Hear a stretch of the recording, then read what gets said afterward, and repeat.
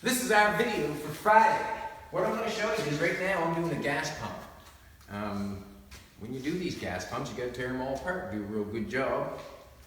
And by the job you do is to evaluate how much that is worth, I guess. What I'm going to show you is how I do things. I've had a lot of body work done at the bottom of this gas pump.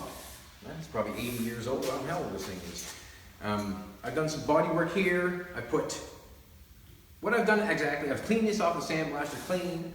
I've actually put the polyester primer on first. I just put like a coat on, a coat and a half, just a nice little coat. Then I put my body fill over top of that because I just wanted the rust to stay out and I didn't want anything to start before I got started on the body work.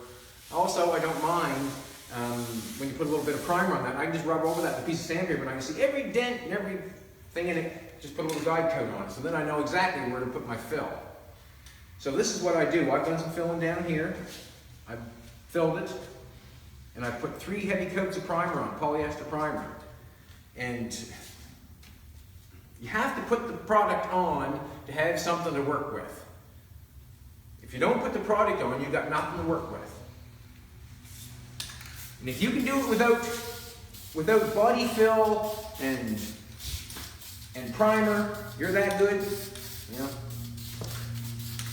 better than me. But that's a guide coat. That's not even a really good guide coat because it's green. You really can't see it on there. I've got some red on there, but I just wanted to show you how I guide coat it. I just sprinkled on like that. Don't matter. Don't give a shit. Don't use enamel though, because if you use well, I shouldn't say that, use enamel. Use the quick drying stuff. Quick drying enamel. I guess that's what you use. That's what I use. Or you can even use base. You know what I mean? You use base. I've got 3 heavy coats. I'm gonna let that set for a second. I got 3 heavy coats of primer on that. So, yeah, I'm going to let that set for a second. So what will I do after that? What I've done after that, I've come in here, like these little pieces here. This has had body work done on it all. These are all cast pieces. So when you take these off a gas pump, they're not smooth and nice like that.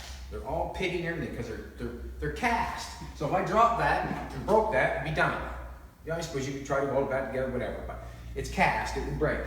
So it's like this piece here. This is what happens when you have a cast piece like this. And it's got all them pockets in it and all that stuff. And you want to make it smooth, like it's brand new. Well, you have to either fill it all with primer, which it's not going to happen, or you can fill it and then try to prime it and take all the pits out of it. So what happens is this, like the cast mold is not that nice. You can see where it's all jagged and there's pieces missing out of it and that stuff. So when you see something that's cast, and it's really smooth and pretty, it means someone spent a lot of time fixing that. It's like the frame on a car or a truck or anything.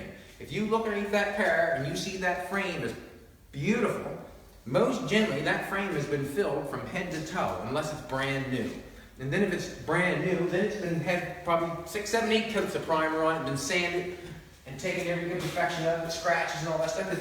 They weld them up the same as we do. Like, you know what I mean? All this new shit is all welded the same as we do it. I mean, let's face it, there's only one way to do it, is to make it.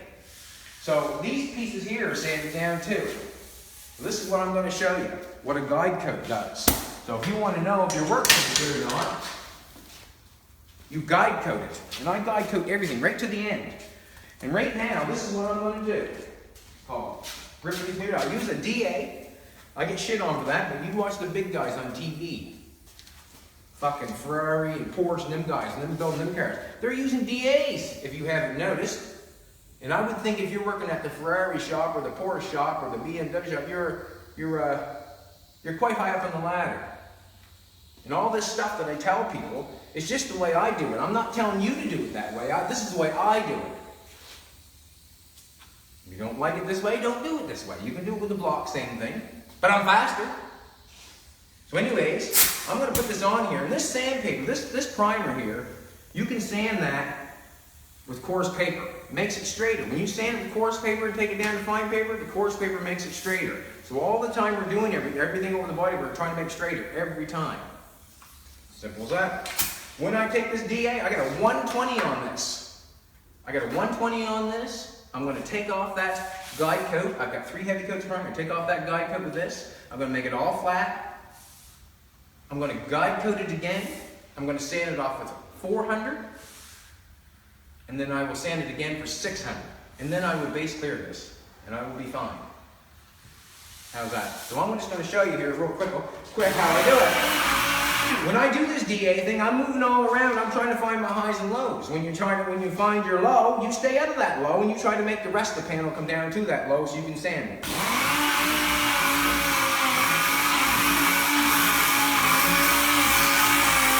As I'm doing it, I'm crisscrossing it every which way, so everything in this panel is at the same level.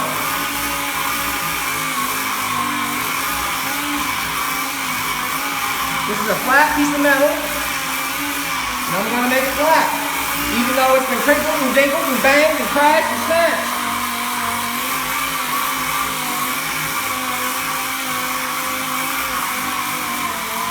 I don't know if I got it too good now to show any stuff going on or not. That's looking pretty good.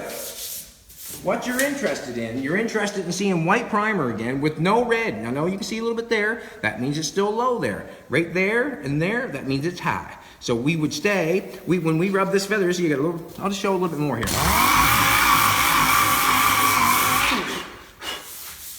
So I got this little, as you can see, a little bit here, a little bit here, and a little bit here, and a little bit here. So around that, it's all nice and gray. And I've been crisscrossing that, and I've gone over that. You've watched me.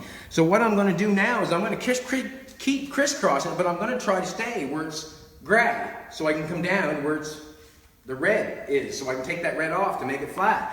So I'm going to stay up here, take some off up here, and every once in a while, I'll take a swipe down here. Then I'll stay up here, take some more off this, because I know this is high. Then every once in a while, I'll come down here and take a little bit off.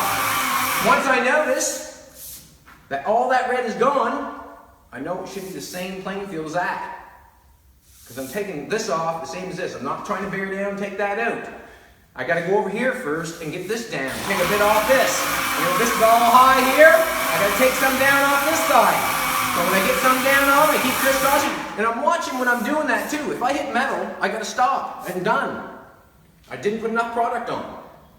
When you hit metal, that's the end of the world. You're done. You cannot sand. You can sand through the metal if you want. You can scrape it off, buff it off, grind it up, but you're not going down. That's the highest you get. But I still have primer, so that's why I'm coming back and scraping this down and trying to get this down so I can scrape this off. If you like it, use it. If you don't, I ain't talking to you. I'm going to try to get this thing painted by the weekend, and I'll try to show you some of that too. It's funny too, when you make them videos, people say, well, you put your hand on the paint. How the hell would you know there's any dirt on it? You didn't touch it. You tell me that. Yeah, think that one over. How would you know? Have a good day.